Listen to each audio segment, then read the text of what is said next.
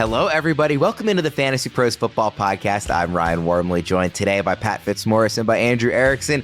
It is our Thursday show, week 2. We're talking starts, we're talking sits, we're talking waiver wire ads, whether or not we're starting or sitting them as well. We'll make some touchdown calls at the end of the show. We'll plant our flag on some players. It's a jam-packed show. We're going to hit on a lot of names and some player debates and see what we're doing for week 2. I love the rhythm of the in-season NFL schedule. You just know exactly okay, Mondays we're reacting and Tuesdays are waivers and Wednesdays are, I love the rhythm of it. So we are now into it here. This is our first full week of in-season coverage, and we sit here on Thursday ahead of Thursday Night Football. Erickson, any thoughts still kind of coming off of week 1 heading into week 2, just overall about the season? Well, I think that we need to adjust expectations with some teams from things we saw in week 1, but we also have to keep some things in mind when we look at what happened in particular matchups. Like, for example, with the Atlanta Falcons. Is it just Kirk Cousins' wash off the Achilles, or is it because the Steelers defense is really good, right? Like, those are things you need to consider. So I'm still trying to, and I'm actually looking back at some of the stuff I wrote after week 1 of last year. You know who big hitter was last year? Who's going to the moon? Calvin Ridley. What happened after that, right? So those are things to keep in mind. And even Drake London, right? He bombed last week in week 1 too. So those are some things to kind of keep in mind as values really fluctuate. Someone told me that I dropped that Marvin Harrison is available on the waiver wire. Okay. Wow. This is legit insane to me, but people are overreacting. So again, try to take advantage where you see fit. I know we talked about it on the trade show, but be active. Throw out trades. See what sticks. And I guess my other big takeaway is I am very, very concerned about Puka Nacua. And he would be like a sell low player for me. I just don't. I think this could be a lost season for him, unfortunately. Yeah, Fitz, the way I like to describe it when somebody asks for my general advice during overreaction week, panic week, whatever you want to call it, is I want to overreact when acquiring players. I want to be very aggressive, getting guys off waivers and taking that big swing, but I want to underreact to lineup decisions. So if I'm going out on waivers, I want to get these guys on the team, and maybe you find this year's Kyren Williams or Puka Nacua or whoever it is. But in week 2, I'm typically setting my lineup very similarly to the way I would in week 1, barring some kind of major game-shifting injury or some really extreme matchup concerns. But by and large, I'm overreacting when adding players, underreacting when setting my lineup. What do you think about that? Very sensible approach. And we do not have maybe enough data really to overplay matchups as we will later in the season after the defenses have sort of logged more results and we know about these things. But, there's some things like Erickson just mentioned it. I think the Steelers defense is pretty legit. I'm sure Kirk Cousins is having nightmares about TJ Watt this week coming after him after what we saw. That guy's just a force of nature. But that's it. We know variance is always going to play a big factor in fantasy football, and it never comes into play more than after week 1 results. And, people are horrified by second round wide receivers going belly up left and right in week 1 and panicking about it. And it's much easier to panic about week 1 variance when you are 0-1 than when you're 1-0. I will say one last thing too. It's when you're drafting a team all for upside, it's easy, but it's much harder when the downside hits in your lineup in week 1. And you have to realize, oh, wait, there is downside to some of these players as well. It's not all just upside. So again, just something to keep in mind. That's different mentality between draft season, best ball season, because when the upside doesn't hit, it hurts you a lot. And then you have to then have the mental capacity to then go back to that player after they may have burned you 1 week, even though hey, these players most of the time are pretty volatile, especially receivers. FantasyPros.com/rankings. You can find all of our weekly consensus rankings and tiers there. You can also navigate to just the Fantasy Pros staff and our own experts if you want. You can see from across the industry.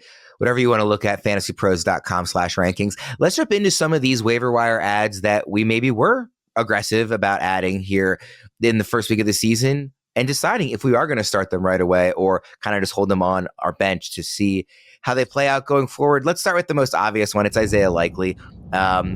Clearly the best tight end this week, not just on the Ravens, but of anybody. Part of that is a very poor week for tight ends. He was also genuinely sensational in that Thursday night opener against the Chiefs. Really talented guy, young guy. Obviously, there was He would have been going a lot higher if Mark Andrews wasn't in the picture. Mark Andrews is still in the picture, though, to whatever degree you believe that after, a down week one. I believe it is still quite strongly. I'm curious what you guys think. Isaiah Likely, is he somebody at a position that really struggled in week one that you are starting right away after his big week one? Fitz, what do you think? Speaking of week one variants, Lamar Jackson threw 41 passes in that game, and Mark Andrews had 2 targets. Those are 2 statistical abnormalities. Lamar Jackson is probably not going to have many more games where he throws 40 or more passes this season. I don't think there are going to be very many more 2-target games for Mark Andrews. To the people who dropped Mark Andrews for Isaiah Likely, I think you made a mistake. And I do think Likely can be a worthwhile starter in fantasy, maybe a low-end tight end 1. The Ravens don't have abundant talent at the wide receiver position, and Likely he's an extremely difficult player for defenses to reckon with because he's too big for cornerbacks to deal with, 6'4", 247, and he moves more like a wide receiver than a tight end, so he's a pretty tough cover for linebackers and safeties. I have him at tight end 10 this week. He's a good option, obviously, if you are a David Njoku or Jake Ferguson stakeholder. I know there's talk that maybe Ferguson plays this week, but I'm pretty skeptical and think he might be on a pitch count, even if he does. Likely versus Dallas Goedert is a tough call, but I do have Likely 1 spot higher, and I would start Likely over Pat Freiermuth, Dalton Schultz, Taysom Hill. Erickson, I'm curious what you think. I want to throw out this idea, and this is an article actually in the Baltimore Banner, which is a really excellent website, and they do a lot of great journalism there in Baltimore, from Gianna Hahn. I hope I'm pronouncing that correctly. Anyways, the article is about how, and this came out today, Lamar Jackson is so good at this creative improv during a play. Rashad Bateman is a very disciplined route runner, and that's one of the reasons why their chemistry maybe hasn't totally clicked on the field, even though Bateman is often open, is because Lamar is kind of playing the game in a different way than Bateman is. Isaiah Likely is a guy who is very good at improv. He is sort of that Mahomes to Lamar's the Kelsey to Lamar's Mahomes, in the sense that when the play breaks down and Lamar buys time, he is able to then find openings in the defense in the same way that Kelsey does, in a way that maybe a guy like Bateman doesn't. So Lamar needs somebody to fill that role for him for this offense to be successful. I think he has found that in Likely. So I agree with you, Fitz. It's a long-winded way of saying that, even if Mark Andrews is still a very viable option in this offense, I think Likely fills a role that nobody else in this offense does. And therefore, even if he is technically the backup tight end, I think he's still going to get a lot of work throughout the season, even if it's not, 12 catches for 120 yards every week. Erickson, what do you make of Likely? I think he's a start this week. I have him tight end 9, and the way I see it is you're basically starting him over any tight end that you didn't draft within the top 6 rounds. So again, Ferguson is going to start Isaiah Likely over him because of the injury. Bowers, Hill, Freiermuth, all those guys that were basically late round tight ends, you're starting Likely all over all those other guys. But among the guys we thought were going to be elite tight ends, I'm going to go back to them for week 2. Again, they all sucked in week 1. I'm willing to roll the dice again, because you look at this particular game, again, we didn't talk about the specific matchup, but they're playing the Raiders at home as 10-point favorites. This isn't a game. I've been smashing the under on Lamar Jackson passing intent. So it's at 30. There's no way he's going to throw the ball 30 times against the Raiders at home. This is a Derrick Henry game. This is a game where you don't project him to be throwing the ball nearly as much. We just talked about how many pass attempts he had against the Chiefs. And Worm, you mentioned this earlier this week. Every game against the Chiefs, you got to throw out the window when it looks at the Ravens offense as a whole, because they do crazy stuff whenever they play Kansas City. So to me, this is obviously, hey, Derrick Henry, 25 carries, 100 plus yards, 2 touchdowns. And then who scores the touchdown in the red zone? Is it Andrews? Is it Likely? That's the way I see this game. So for me, he's right above. He's basically the best late round tight end option. But if you drafted another tight end, I think you should go back to that player this week. Just quickly on Likely, and we'll go a little quicker on some of the other waiver names, but rest of season, where do you have him, Erickson? Not just for week 2, but do you have him just outside that top 7, or maybe still kind of down in the teens, just higher than where he was before? No, I think he's right in that top 7, because there's also we've seen him be productive, but this is not the first time we've ever seen him be good. It's just the first time we saw him be good with Andrews still playing. Okay, so he's continuing to level up. And then, well, what if Andrews does get injured? Then he could be tight end 1, right? It's weird to think, but he has a better chance of probably being the tight end 1 overall than Andrews does, especially because he has this week 1 head start. So again, Andrews is older. He's been banged up. He's been hurt. He got hurt last year. So again, there's that so much upside with him long term. If Andrews does take a step back, I feel confident ranking him as a top 10 tight end alongside Mark Andrews. Fitz, what do you think quickly on likely rest of season? I've got him tight end 10 this week, tight end 12 rest of season because I still have Njoku and Ferguson higher. Okay. Let's go to some of these other names. We have to hit on Jordan Mason just because of how, incredible he was in that Monday night game with McCaffrey surprisingly out. Obviously, as of the time we're recording this Thursday morning, it's still unknown if McCaffrey will play in week 2. So I want to ask, if he's not playing, we're obviously starting Jordan Mason, right? That was too good to ignore. He's starting running back for the 49ers. We're starting him over a lot of really exciting names in week 2 if McCaffrey is not playing. If he is playing, was what we saw in week 1 good enough, and kind of expecting McCaffrey to maybe still be somewhat limited in terms of the amount he plays, the amount he runs? Are we starting Mason in that scenario, Erickson? If McCaffrey's playing? If McCaffrey is also playing, are we starting Jordan Mason? I'm not playing Jordan Mason if McCaffrey's playing. We've never seen this team, unless it was a blowout game where 2 running backs were productive. Maybe that changes, but I would need to see it first. Again, obviously Mason was great on Monday night, but I have yet to see a 49ers offense where I was confidently, I can play Elijah Mitchell this week. That never happened. So I'd be skeptical that, at least I'd like to see it first. So, same question, Fitz? I think he'd be at least flex worthy. I'll have him running back 25 if McCaffrey plays, because I don't think that the 49ers would give McCaffrey 90% of the snaps and touches if he does play. But honestly, I doubt CMC plays in this game.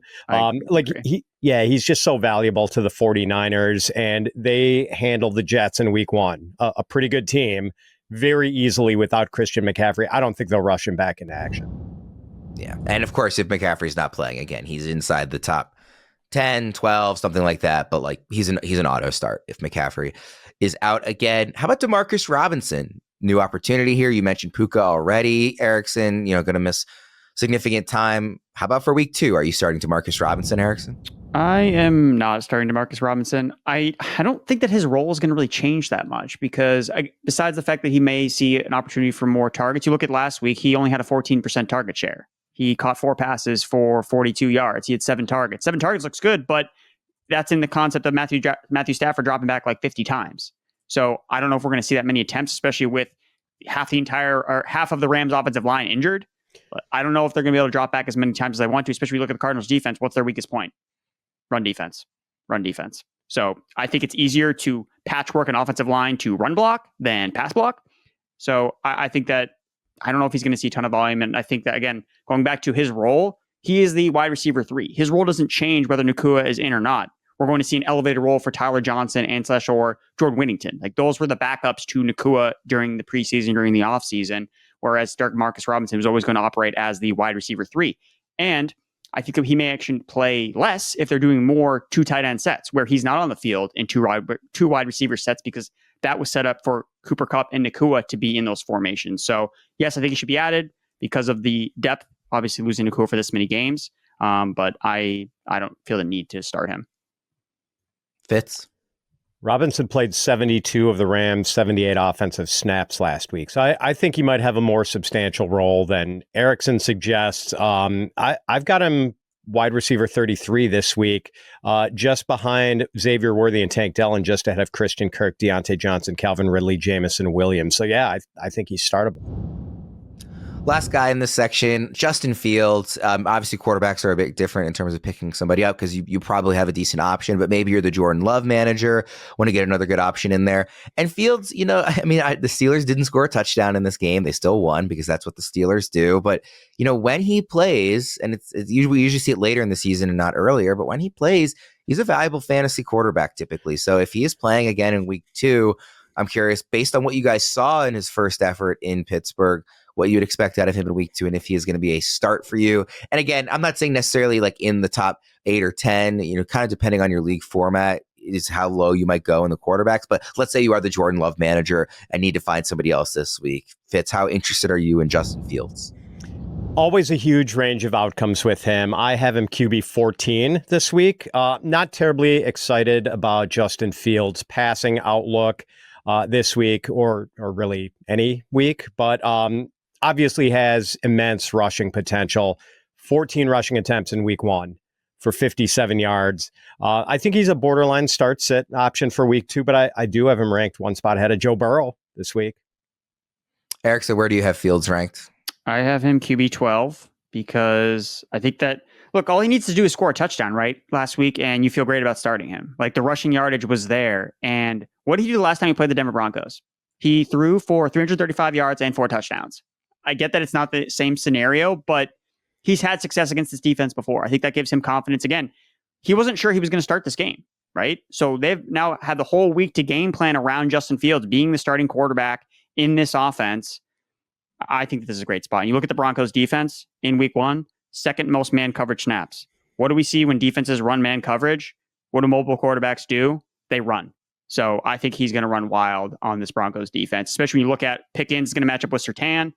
If that read's not there, I think he's just going to take off and run. So I think that we could see a ton of rushing production with Justin Fields, especially in the red zone where, like you said, like the Steelers didn't score at all in the red zone. Again, they only kicked field goals. So they were able to move the ball at least a little bit against the Falcons. Underrated defense. There's nothing about Denver's defense to me that suggests, oh, well, Denver's going to lock down the Steelers' run game. I mean, they didn't really stop Seattle last week. So Seattle kind of stopped themselves, honestly. So I like Fields as a low-end fantasy QB1. He was inside the top 20 at the position in week 1, and that's with no touchdowns. So just tells you what the rushing does to your floor. Speaking of touchdowns, Tutty, taking it to the house, in for 6. Whatever you call a touchdown, one thing's for sure, touchdowns matter more at DraftKings Sportsbook, an official sports betting partner of the NFL. On the ground, in the air, from the special teams or defense, we don't care how they score them. We just want to bet on touchdowns. And DraftKings Sportsbook is the #1 place to bet touchdowns. Ready to place your first NFL bet? Try betting on something simple like a player to score a touchdown. Go to the DraftKings Sportsbook app and make your bet today. One super fun matchup in week 2 is Rams-Cardinals. The NFC West battle has one of the highest totals on DraftKings this week, so there should be plenty of touchdowns to go around in that one. It's also one of the closest spreads, with the Cardinals laying just a point. Lines and odds subject to change on that, of course. But it's really just a compelling matchup this Sunday with touchdowns galore, hopefully. Ready to do a touchdown dance of your own? New DraftKings customers bet $5 to get $250 in bonus bets instantly and to get 1 month of NFL Plus Premium. Download the DraftKings Sportsbook app and use code FANTASYPROS. That's code FANTASYPROS for new customers to get $250 in bonus bets when you bet just $5 and get 1 month of NFL Plus Premium. Only on DraftKings. The crown is yours. All right, guys, let's get to our plant your flag players. Fitz, who are you? Just kind of, like I said, planting your flag, saying this is my guy for week 2. I'm going all in on who? Scary Terry McLaurin. Disappointing week 1, 4 targets, 2 receptions, 17 yards, and people have been rightly pointing out that Commanders offensive coordinator Cliff Kingsbury didn't exactly use Terry McLaurin creatively in week 1. Not a lot of pre-snap motion, pretty much just stuck McLaurin out wide on the left side of the formation on the vast majority of the Commanders offensive snaps. Yes, we'd like to see more creativity, but I still think McLaurin eats this week against the Giants outside cornerback duo of Adoree Jackson and Deontay Banks. I don't think they can hang with Terry. So forget about the bad week 1 and just keep Terry McLaurin in your starting lineup. Erickson, what do you think about McLaurin? Because I couldn't have been higher on him in the offseason. I am definitely concerned about the way he was used in week 1.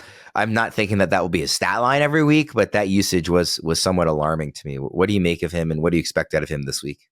I mean, it's just a matter of, does he come down with the deep ball? I mean, Jayden Daniels took a couple shots towards McLaurin. They just didn't connect. I mean, Banks and Jaxon have speed. So that's the one thing. Does Terry McLaurin pull away from those guys if they're just trying to launch bombs down the field with Jayden Daniels, who we obviously saw him do that a lot at LSU. So look, McLaurin, we know at the end of the day, he's going to be a fantasy wide receiver too.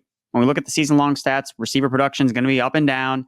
We were hoping with Daniels, okay, could this guy get unlocked? So week 1, obviously that did not happen. But you should be willing to go back to the well. Again, it's a good matchup. And again, they were trying to take shots with him downfield, so I don't think they're going to get away from that.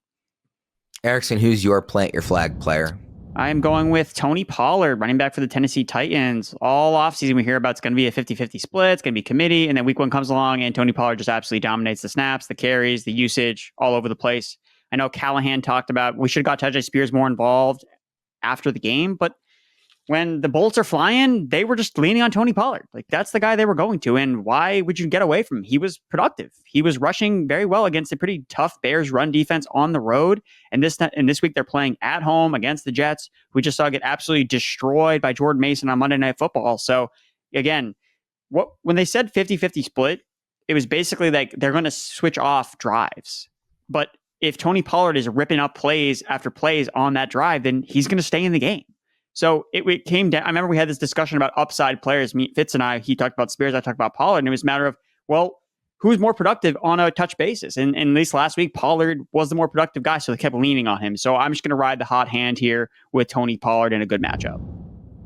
Fitz, I want to get your opinion, not just on Pollard this week, but, Erickson and I, along with Welsh, talked on Tuesday's show about Pollard as a very good player to buy right now. And it's, you wouldn't say buy low because he had a good week 1, but just a player that we think is going to continue to be successful. So if somebody's looking, you can call it a buy high, you can frame it however you want. Somebody that we really want to invest in if we're able to in our leagues. Do you see him both, as a good play for week 2, but also as a good person to trade for long term? So maybe the co-starter stuff that Brian Callahan kept talking about in the offseason was sort of overblown because we didn't see them operate as such, although the snap gap between Pollard and Spears was not as enormous as the touch gap. Like Pollard did get a high percentage of touches on his snaps, or I should say a high percentage of his snaps resulted in Pollard touches. And Callahan did seem almost like rueful in his post-game comments about not getting Spears more work. So that makes me hesitate a little bit to go all in on Pollard. But, I think for now we do have to at least consider him the 1A, if not the lead back for the Titans. But I'm a little worried about what this offense is going to look like overall, though, with Will Levis. Like, that is my concern, that safeties start cheating up because they don't have to honor Levis because he was just garbage in week 1, pretty much. I am also concerned about that. Erickson, to what degree is Levis weighing on your mind when you try and rank Pollard? Well, I think that this is an example of taking into consideration the matchup. Will Levis is playing on the road in Chicago in his first start of the season. That's a tough place to play, right? They were massive underdogs. And of course, they blew the game in horrible fashion with the special teams touchdown, the pick 6 that was absolutely atrocious. But now they're back at home, right? And we always talk about offensive lines. Offensive lines play better at home than they do on the road traditionally, especially when they're on the shakier side. So I have more confidence that at home, they can do a little bit more. They can run the ball again effectively and kind of keep Levis, kind of save him from himself a little bit. Guys, low testosterone affects about 30% of adult men in America. Are you feeling the drag of fatigue, noticing a dip in muscle mass, or sensing a slump in libido? If so, it's time to get your testosterone levels tested. If you have low T, Kysotrex is an FDA-approved pill that's changing the game in testosterone replacement therapy. In fact, Kysotrex restored testosterone levels in nearly 9 out of 10 clinical study participants, and its unique formulation bypasses the liver to avoid liver damage. It's time to break free from injections, pellets, and gels. Choose Kysotrex and take a step toward being the hero of your life again. To learn more, visit Kysotrex.com. That's KYZATREX.com. By prescription only, Kysotrex is a controlled substance and can be a target of abuse. Kysotrex is not for use in pregnant women or men with prostate or breast cancer. Safety and efficacy in those younger than 18 is not known. Tell your doctor about all medical conditions and medications. Serious side effects could include increased blood pressure, worsening prostate symptoms, increased risk of prostate cancer, blood clots in the legs or lungs, decreased sperm count, liver problems, enlarged or painful breasts, and breathing problems while you sleep. Common side effects include swelling of the ankles, feet, or body, increased red blood cell count, and increase in prostate-specific antigen or PSA levels. PSA is a test used to detect prostate cancer. Report these symptoms to your doctor. Call your doctor to learn more about Kysotrex. For questions or more information, visit www.kysotrex.com or call 1-833-949-5040. All right, guys, let's get into some start-sit player debates. We'll start with a couple of running backs here. Najee Harris versus David Montgomery. Erickson, who are you starting of those two? I'm going to start David Montgomery. I think that I think the touchdown equity with Montgomery is too good to pass on. And until I see that Lions decide to feature Gibbs more as their all-down back, I'm just going to keep playing Dave Montgomery. He looked really good in that overtime period. He saved me with the anytime touchdown bet at the end. I was like, oh no. Yeah, he is a beast when he gets going like that. Fitz, what do you think about this one? Najee Harris versus David Montgomery, ranked in similar ranges in ECR. I've got Najee ranked running back 18 and Montgomery ranked RB 23. I do agree with Erickson that the touchdown outlook is maybe a little brighter for Montgomery in any given week. He just plays in the much better offense. But Najee is operating as a lead back right now, and Monty is in a timeshare. Plus, Najee is a pretty favorable matchup against the Broncos, while Monty has to go against the Buccaneers. And we know that Todd Bowles' defenses are always pretty stingy against the run. Do you think Fitz, like, how much of the usage we saw from the Steelers backfield in week 1 was like Jaylen Warren had been injured for a couple of weeks? Do you kind of expect to see that continue going forward? I think it's going to even up a little bit, but I still think Najee is the lead guy for, I don't know, maybe a sharper play caller would want this to be more of a 50-50 split, but it seems like Najee suits the Arthur Smith offense a little bit better. Let's go to the next running back debate here, and it's a guy that, Erickson picked as his flag player, Tony Pollard versus J.K. Dobbins, who I was told by Debro has been Erickson's guy all summer, and certainly not mine. I've never once mentioned how much I love J.K. Dobbins or thought he was the best pick you could make in any late round in drafts this season. So I clearly I know nothing about Dobbins. Erickson, Tony Pollard versus J.K. Dobbins. Obviously, Pollard is kind of your guy you're planting your flag on this week. Are you sticking with that here? No. So I'm already going against my flag plant, but just because I talked about this last week with Dobbins. These are precious times, man. You got to take advantage while Dobbins is upright and healthy. He's playing the Carolina Panthers with the other Derek Brown out, their defensive tackle. He's out for the season. This Carolina team cannot stop the run. Again, we're going back to, we don't know about defenses. No, we know two things about defense. The Commanders, number one, can't stop the pass. Carolina Panthers can't stop the run. Those are the two things that we know about the defenses entering week 2. So, you got to keep right. Again, I like Pollard a lot this week, but if I had to pick one, I'm going to start J.K. Dobbins because they're talking about, we got to ride the hot hand.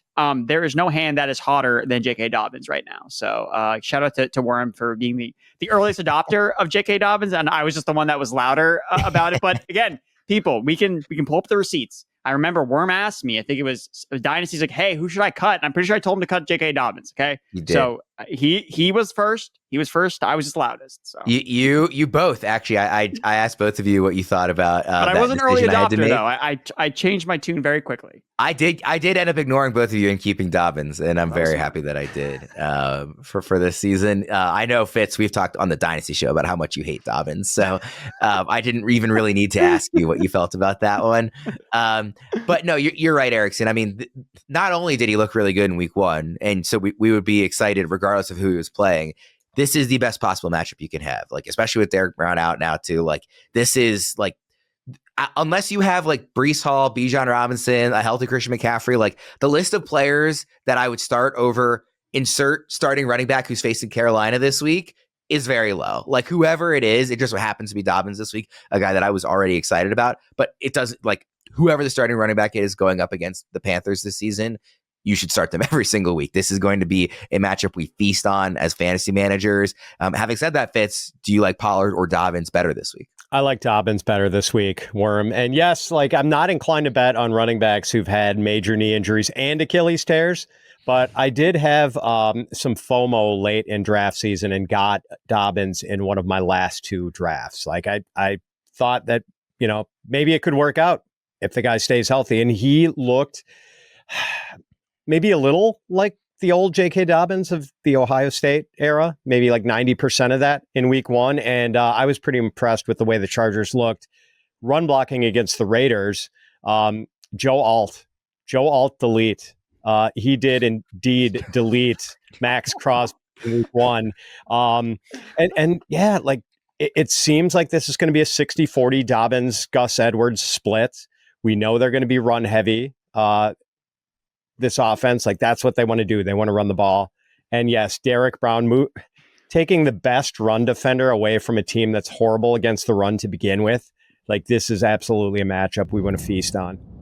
And it feels too like that was a demoralizing loss as much as it can be for a team that was the worst in football last year. Like there was some degree of optimism. Okay, year 2 bump for Bryce Young, Dave Canales coming in. Like I could see the season getting like completely out of hand for the Panthers, even in a way that maybe it didn't last year, because last year you can kind of write it off as it's rookie kind of figuring things out. Like I think just like the emotional mindset of the players in that locker room, I think it could get ugly really fast in Carolina this year. Also, is that like a common nick? I have not heard Joe Alt delete before, and that's amazing. I did not originally. originate that one. I think the Chargers social media team, which is pretty sharp to begin with, Yeah, used it's that one. fantastic. So, yeah. Oh, my God. Can I add one thing about Pollard real quick? Like, I don't think this is a great matchup. I know that Mason gouged the Jets' run D, and the Jets do have an elite pass D, maybe not an elite run defense, but it was perfectly average last year. I think humiliation is a great motivator for NFL teams, and I think they are going to be breathing fire this week. Like, I would not want to be Tony Pollard this week going up against that Jets defense, especially with like the Jets really not having to respect Levis, and they're probably going to be cheating up their safeties toward the line of scrimmage. I don't think it's going to be a very good week for the Titans offense. I definitely am on the Dobbins side of this one as well. I really like both. These were two of the guys that I was above consensus on during draft season. I got so much wrong that I have to, really stand my ground on the ones I actually got right in August. And these were two of them, at least through week one, which is still very early. So I'm excited about both these guys this week to varying degrees. But yeah, Dobbins to me is the play. Let's go to a couple wide receivers. Fitz, Tank Dell versus Terry McLaurin. And you might remember from just a week ago that this was one of our debates in this segment a week ago. But I think it's really interesting to go back to. You obviously, similar to how we just talked about Pollard, you did plant your flag on McLaurin. Tank Dell, interesting case. Like, obviously the touchdowns went to Stephon Diggs last week. I'm still a believer in the connection that Dell and Stroud have, but there were a lot of mouths to feed. And, maybe we kind of under-discussed Joe Mixon even to a degree in this offense. But, he is another piece that is going to get some of this scoring equity. So I want to go back to the well with Tank Dell and Terry McLaurin for the second straight week. Who are you starting of these two? I fundamentally have not changed my stances on these two. So I've got McLaurin wide receiver 24 this week, Dell wide receiver 33. And it worked out for the Texans. They managed to get, at least 6 targets to all 3 of their primary wide receivers in this one. And all of them sort of clicked. Like, Diggs was the short, he got short shrift on yardage, but he did have a couple of touchdown grabs. Nico paid off, Tank Dell paid off. It all worked out. But there are going to be some weeks where one or more of these wide receivers are sort of left out in the cold. So I think McLaurin is just fundamentally more essential to his offense than Dell is to his.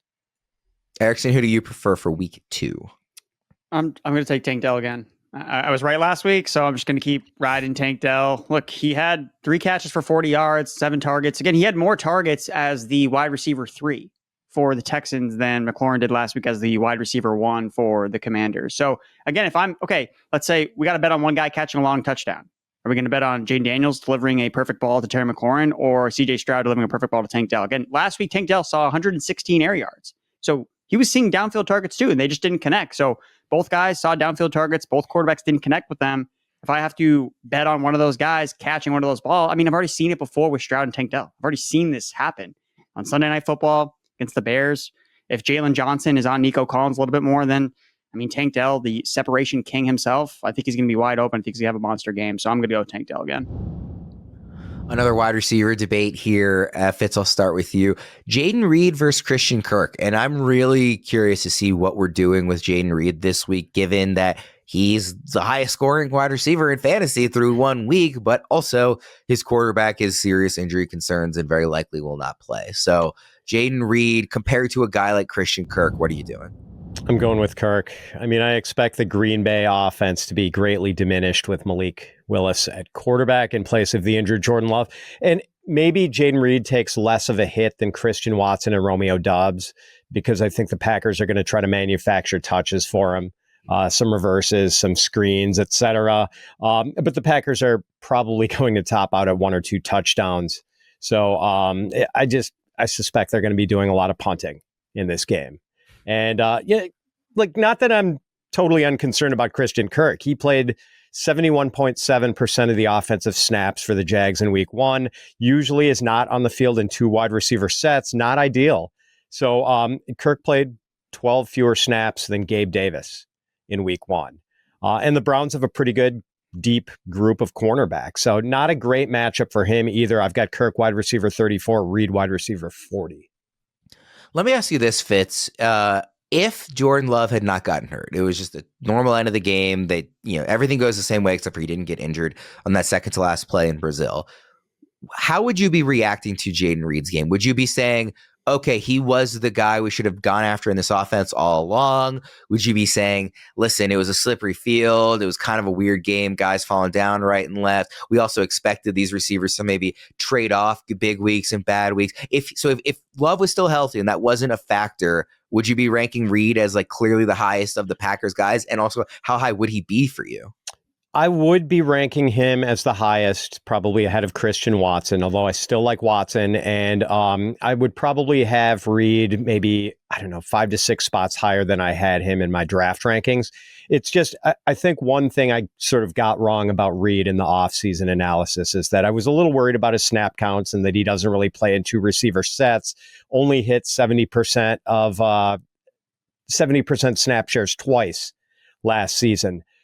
But they do really endeavor to get him the ball when he's on the field. Like they're just trying to get him. He is going to have a higher percentage of touches per snap, I guess, than a lot of other receivers. So I think I was just a little too low on him in the offseason. Erickson, Jayden Reed, or Christian Kirk this week? I'm just going to start the better receiver. I think it's Jayden Reed. I think that the floor is definitely shakier because Malik Willis is a human sack machine. So I'm very afraid about that.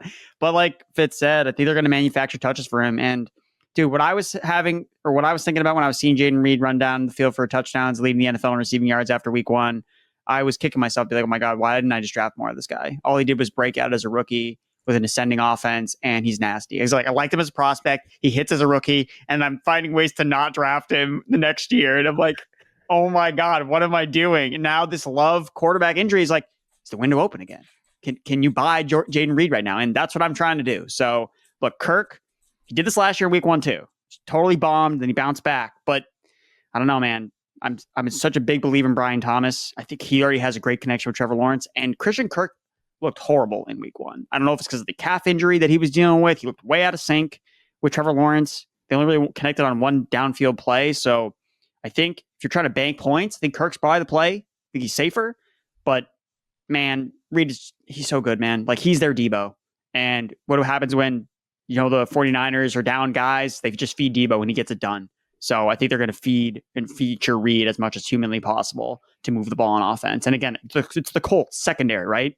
This is not a good secondary. Just got shredded by CJ Stroud. Again, Malik Willis is nowhere near CJ Stroud, but Jayden Reed, I think, is that good. So I'm just going to take the better receiver. Say goodbye to start-sit dilemmas with FantasyPros start-sit assistant. Within seconds, you'll know exactly who to play for optimal results each week. Leveraging insights from numerous experts, the start-sit assistant aligns your lineup decisions with the top minds in fantasy football, giving you a competitive edge. Maximize your lineup's potential with just a few clicks. Head to fantasypros.com/myplaybook and make winning decisions in no time. All right, let's go to some more rapid-fire start-sit decisions, get through a bunch more names here. Running back, Zamir White versus Jaylen Warren. We talked about Najee Harris a little earlier. Zamir White was not a very encouraging start, kind of your classic dead zone running back, and kind of looked as such in week 1. Fitz, Zamir White or Jaylen Warren in week 2? I would start Zamir White over Jaylen Warren. So, yeah, that was one of the big surprises of week 1 that Zamir White played 13 fewer snaps than Alexander Mattison. But Zamir did get 13 carries on 23 snaps. So I do think he still has more touch certainty than Jaylen Warren does. Erickson? I agree. I wanted to say door 3, Alexander Mattison. But again, Zamir White is technically the play. Jaylen Warren, you just can't. You got to see him play healthy first before you can put him back in your lineup. So it's, again, even though the game script seems like Zamir White's going to be basically out of the game in the first quarter, it's going to be the Madison show, which is why I thought Madison makes sense if the Raiders are catching points. But weird things happen. We've seen Baltimore sometimes kind of play with their food a little bit when it comes to some of these inferior opponents. So a defensive pass interference to Javonte, they get the ball to the 1 yard line. Zamir White scores a touchdown. You feel good. And you're like, right, I got my points. You shouldn't have Zamir White on your team anyway, because I think most of us said you shouldn't have drafted him. But hey, you got to take your lumps when you get them. So yes, it would be Zamir for me as well. Yeah, by the way, for the future reference on the show, you are allowed to say neither. You can just say sit both if you want to. In the future. I changed my answer. I'm making an executive decision that you can say that going forward. I know you're not going to say that here, Erickson. Wide receiver Brian Thomas Jr. versus Jameson Williams, guys who had a couple of good starts. I got to tell you, One of my single biggest like overreactions that I'm willing to lean into in week one is I was very high on Brian Thomas Jr. in Dynasty.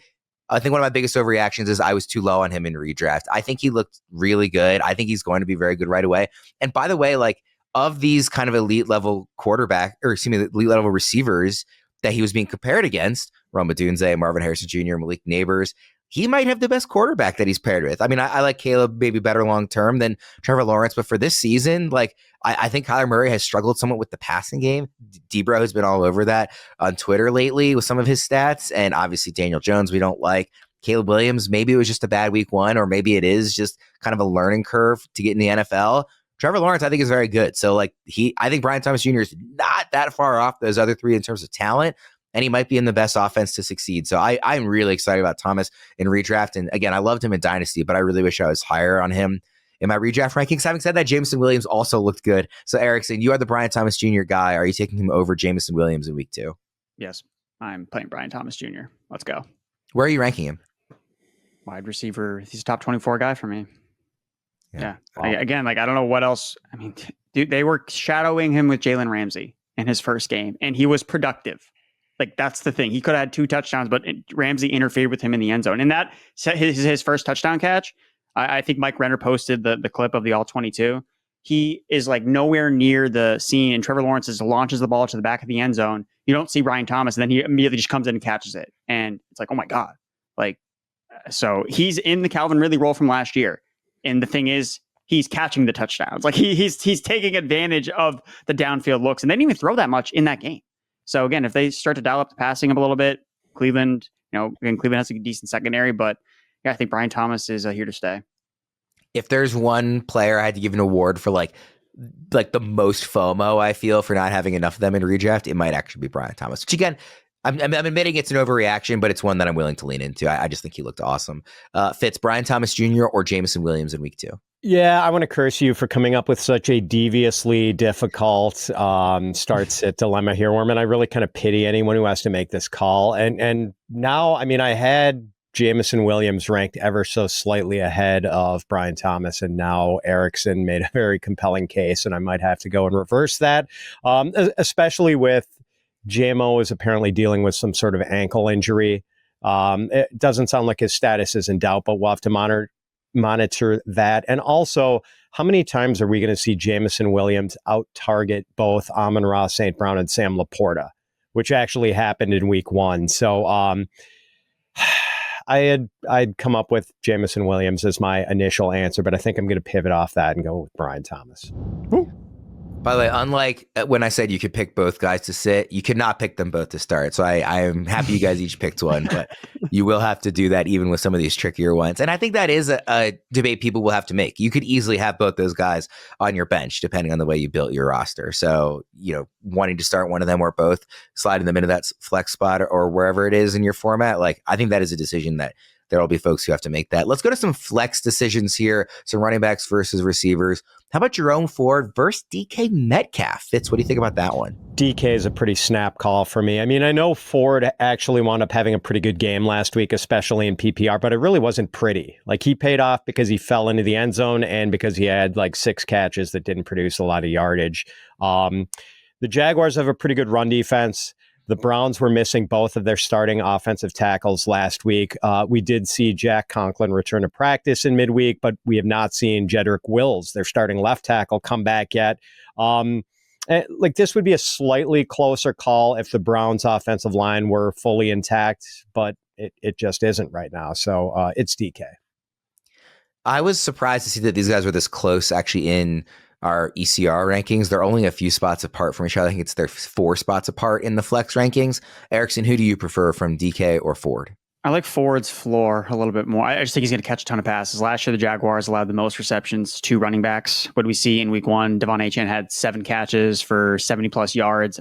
Look, this is what Deshaun Watson does, man. He's just going to check the ball down, especially if they have issues with the tackles. So I just like his floor a little bit more than Metcalf. I think Metcalf probably has a better chance of finding the end zone, but he's going to match up with Gonzalez. Gonzalez played really well in week 1 against Jamar Chase. So I think that the Patriots are confident, again, because they're going to leave him potentially on an island. That does give Metcalf some changes. But we've also seen Metcalf in island matchups before just not deliver. Like all the matchups with Ramsey, even last week against Surtain, like he left. Sometimes he doesn't win. So again, I think the boom play is definitely with Metcalf, but I just don't see a lot of boom potential in an environment between the Patriots and Seahawks, two defensive-minded head coaches that both want to give their running back the ball 20, 25 times. After the game, Metcalf's like, yep, bread and butter of our offense, running the football. So I don't love that betting on one of those receivers in that particular game. So I'll just take the floor with Jerome Ford, especially in a full PPR. I'm going to ask about another receiver for the Seahawks, Jaxon Smith-Njigba versus Austin Ekeler. Erickson, what do you think about that one? I think I'm going to the running back too. I think Ekeler looked good for all intents and purposes. Again, coming back from the ankle injury, we weren't really sure. Again, that really sapped him of his explosiveness last year. Again, that Commanders offense is still a work in progress, but JSN, man, just to lay an absolute. Dude, Tyler Lockett's hurt the entire training camp, and you come out and he's the one that's the number one receiver. Especially with Patrick Surtain on DK Metcalf, I just expected more from JSN. And again, going back to this environment, Patriots, Seahawks, this doesn't scream shootout to me in any way. And I think that's what we need for JSN. I think he needs the game environment to be more up tempo, more pass heavy. And I just don't see it here in week 2. So there's nothing about week 1 that says, oh, you need to start JSN this week. If anything, it's, hey, don't start JSN. Like, play Ekeler. He was involved in the passing game a little bit, and he looked good on film. It looked like he got some of his explosiveness back. Fitz, what do you make of this one? So we can say neither, huh? I think I'd go neither here. Yeah. I mean, Ekeler had 4 catches for 52 yards last week. I'm just sort of reluctant to bank on passing game productivity from a running back who is tied to a mobile quarterback. We just know mobile quarterbacks tend to throw to their running backs less than non-mobile quarterbacks. And I just don't think Ekeler is going to be a reliable source of receptions, or at least not as reliable as he was in his Chargers days. Given the matchup, I don't really expect like a shootout or a very pass-heavy approach from Seattle. Having said that, I wonder if Kenneth Walker is kind of banged up. You know, he didn't practice on Wednesday. If maybe they lean more to the pass than they did in week 1, you know, we'll see kind of how Seattle approaches it. Another flex decision here, Javonte Williams versus Xavier Worthy. Fitz, you were obviously all over Javonte last week. I think he was your plant your flag player, if I remember correctly. Worthy did have 2 touchdowns, not a ton of usage. What do you make of that matchup for week 2? Yeah, that flag is flying at half staff this week. I didn't mean to throw you under the bus. I remembered while I was setting it up. Sean Payton really puts the pain in his name, especially when it comes to Javonte Williams. Yeah. So I'm not giving up on Javonte, but I have to go with Worthy here. I mean, Worthy just has cartoon speed. And we saw that in week 1. Sorry, Worm. Like that couldn't have been fun to watch. But like this dude is going to make so many big plays this season if he stays healthy. It's just, and he's tied to Patrick Mahomes and Andy Reid. Like they're going to give him opportunities to make big plays. I was just glad that Worthy didn't burn Nate Wiggins the way Erickson predicted he would. He burned. We didn't really burn Marlon Humphrey. There was some he got open on a broken coverage. But like I was just so glad it didn't come against Wiggins the way Erickson had been predicting forever. I expected to lose that game for the Ravens, so it wasn't that upsetting to me or anything. The thing with Worthy to me, and Erickson, I'll toss to you in a second, is that I know he didn't get the most exciting usage that, we typically look at and say, oh, this is going to be very sustainable week after week.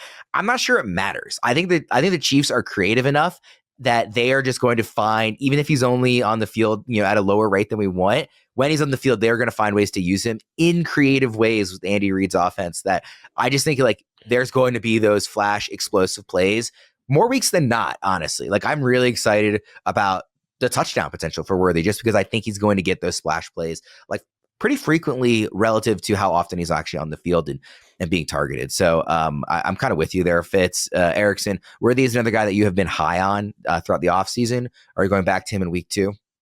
Yeah, I think so. I mean, why would they get away from finding ways to get him the ball? And I feel the complete opposite about Javonte and Sean Payton. Again, Audric Estime's put on injured reserve. Does that mean it's wheels up for Javonte? Or does it mean, they're going to use Blake Watson now this week? They're going to use Jaylen. I mean, Javonte Williams had 1 touch in the second half of last week's game. 1. We were expecting at least that he'd be involved in the passing game, and that was wrong. Like, he just wasn't. So I'm done trying to project what Sean Payton's going to do. Like, the dude continues to play Devon Bailey over Marvin Mims. Marvin Mims is returning as many punts and kicks as he's running routes. 8 punt return, kick returns, 8 routes run. So I don't know what to tell you when it comes to Javonte. Again, he could go out and be more involved in the passing game. I think that would fit Bo Nix's strengths more than launching balls downfield into triple coverage. I'm not really sure why that's part of the game plan. But I mean, let's be honest, like zooming out, Xavier Worthy could outscore Javonte on 3 touches. Javonte could get 15 and Worthy could still score more points than him. So with that being said, I'm just going to take the first round pick on the Chiefs that's got wheels. The other thing I would say about Worthy and the Chiefs for the rest of the season, not just specific to this week, is I kind of think this Chiefs team is just a Death Star. Like I think they're going to blow out a lot of teams this season. My biggest takeaway from Thursday night wasn't down on the Ravens. It was very high on Kansas City. Like, I just think they're going to be awesome this year. And I think that will afford them opportunities to maybe not like play with their food, but to just kind of have fun and get creative with what they do with their exciting, super fast rookie. Like, I think there will be a lot of games where they can use him in unique ways and see what works because they have the, they can afford to do that. So I just think he's going to be awesome. Worm, the Death Star blows up at the end though, right? Well, yeah, I'm hoping they lose in the playoffs. He hasn't got to that part in the movie. No, I think they're going to be a Death Star in the regular season. And then, hopefully it's the Ravens, but hopefully it's anybody not, blows them up in January. Like I saw a funny Instagram reel the other day that was basically this guy wrote a song and it was like anybody but the Chiefs. Like it was all the AFC teams together, like just banding together. Like, we don't care which one of us it is as long as it's not Kansas City. And the other one I saw that was like, it was one of the Homelander memes where he's just like blankly staring at the TV and it's like everybody watching Travis Kelce propose to Taylor Swift after the Chiefs win their 3rd straight Super Bowl. Nobody cares. We're all just so done with it. So yeah, I mean, obviously I would hope it's Baltimore, but as long as it's not the Chiefs, please somebody blow up the Death Star. One more flex one here. Gus Edwards versus Calvin Ridley. Fitz, what do you think about that one? Oh, get on the Gus bus. We've talked about what a great matchup this is for the Chargers running game. You can start him and Dobbins. They can both eat this week. Erickson? Cosign. Quarterback Baker Mayfield, who was awesome in week 1, but had maybe the best, matchup you could have in terms of the passing defense for Washington against Matthew Stafford, who is a very good quarterback, but is now missing Puka. The offensive line is very banged up. What do you think about this one, Fitz? Stafford, but it's close. I'm not going to lie. I'm worried about the state of the Rams offensive line right now, down a couple of starters. Erickson? I'm going Mayfield. I think the guy's got his swagger back. He's got elite weapons. The offensive line is healthy, and they're playing the Lions in a game with a 50-point total, like shootout. I mean, we saw this game shootout in the playoffs last year, Bucks Lions. So I think that they're game planning for we need to score 30 points. Like the Buccaneers are entering this game knowing they need to score 30 points to win because their defense, they have no cornerbacks left. They're all hurt except for Jamal Dean. So they have to score. They're going to be aggressive. Whereas with the Rams, the offensive line injuries, Arizona's defense is bad against the run. So I think they might try to run the ball a little bit more, put less pressure on their older quarterback behind a patchwork offensive line. So I'm going to go with Mayfield. Yeah, I was buying into some of the narrative of like Dave Canales was the quarterback whisperer and made a big difference for Baker Mayfield. I know it came against Washington, but I was definitely encouraged to see just how good. And like you said, he had the swagger back. He looked even, with the coaching staff change. So I'm actually pretty excited for Baker this year. Tight end, Isaiah Likely, we talked about him in the waiver segment, versus Fitz, your guy, Brock Bowers. Who would you rather start in week 2? My guy, Brock Bowers. I mean, he's going to be so much fun to watch. He led the Raiders in targets in his NFL debut. Likely is good, but Brock Bowers is a star in the making.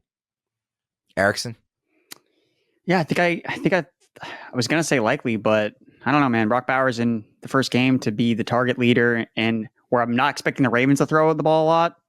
I think Minshew is going to be dropping back a ton in this game if they're playing catch up, and Bowers got a lot of work. So again, I think it's Bowers for me as well. I think I'll go Bowers too. I've been saying it all week. Like, you cannot take too much away from what the Ravens do against the Chiefs. Their game plan is always different against Kansas City. So I want to see another week of what this tight end breakdown looks like before I'm starting him over somebody that I'm really excited about in Bowers too. So I like that call. Let's wrap up quickly with our touchdown calls contest. We're each going to pick one position every single week. Last week, I was the one who let us down. Now, in my defense, I had to pick tight end, and there were very few tight ends that were correct. Kyle Pitts would have been the correct answer. I ended up going with Trey McBride. I'm not going to feel guilty about that. It was a rough week for tight end, and I think given what we've seen out of him historically, it was maybe smart to not take Kyle Pitts, but That would have been the correct call. This week, I am on running back. Fitz is on tight end. Erickson is on receiver. I'll go first. J.K. Dobbins, we've talked about him a bunch. You could pretty much just write in the running back facing the Panthers all season, and this would probably be a smart call. I also want to take advantage of Dobbins while he's still healthy, like you talked about Erickson. So very easy decision for me, J.K. Dobbins at running back. Erickson, who's your wide receiver? Amari Cooper. No David Njoku this week, so I think that they're going to hone in. Deshaun Watt's going to hone in on Amari Cooper. He saw multiple red zone targets last week. He was wide open for a touchdown last week. This is the Amari Cooper experience. You have games where he does nothing, and then the next week he just blows up for no reason. Maybe it's Watson, maybe it's Winston. I don't know who's going to throw the touchdown, but someone is, and it's going to be Amari Cooper's touchdown time. Fitz, can you do better at tight end than I did?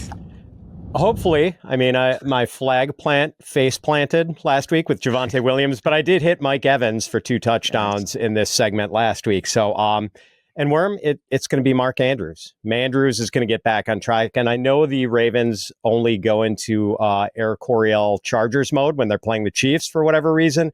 But I do think even if their passing volume is reduced this week, that Mandrews is this is a get right week for him against the Raiders. Book it. J.K. Dobbins, Amari Cooper, Mark Andrews, those are our picks. Make sure you head to our Discord to participate in our overall touchdown calls contest that's run by the great Kelly Kirby on our Discord channel. And yeah, you can win some cool prizes there. See if you can beat us, do better than we do. And based on the way I picked in week 1, you probably can. So good luck in that contest for everyone. We'll get out of there on that. For Fitz and Erickson, thank you everybody for tuning in, and we'll see you again next week.